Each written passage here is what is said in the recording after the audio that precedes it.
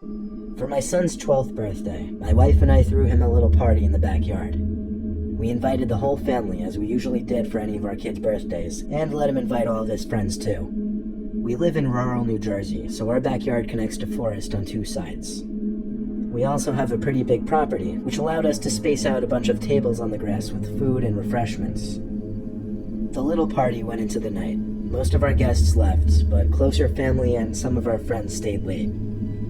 It was probably 8 o'clock. The mosquitoes were out in full force, so I decided to run over to the shed at the far end of the backyard by the woods to fetch the tiki torches. I grabbed like 6 torches and set them on the grass while I went back in to look for fuel. However, while I was in the shed, I heard steps in the woods. I stopped what I was doing to take a look out there, but honestly, it was just too dark to see out into the woods.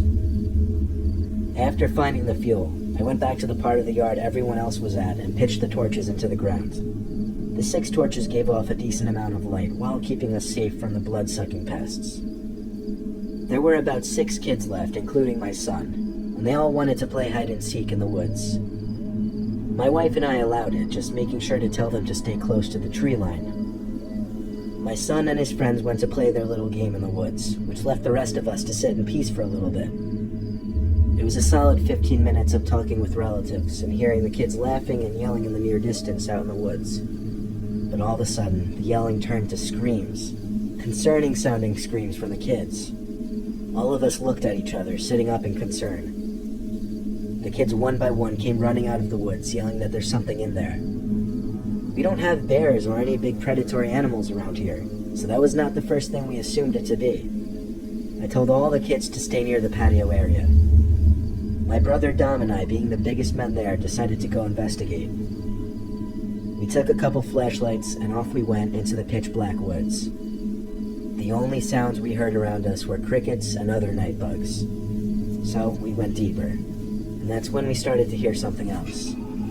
It sounded like an animal at first, but as we followed the sound to get closer, the sound started to become more human-like. We continued to walk, and we agreed we both had the feeling that we were being watched, like stalked. I put my arm out to stop Dom. Standing in the silence now, the best way I could describe the sound we were hearing was a moaning, angry kind of sound. It sounded human, but it was a bizarre sound. Then, a few cracks of the leaves on the ground ahead of us. We aimed our lights over there, and there was someone or something behind the tree. The moaning sound stopped. Dom stepped forward and called out. What happened next was textbook horror movie stuff. A scream, so loud, so blood-curdling, so inhuman, filled the air. I'm sure it could be heard for miles.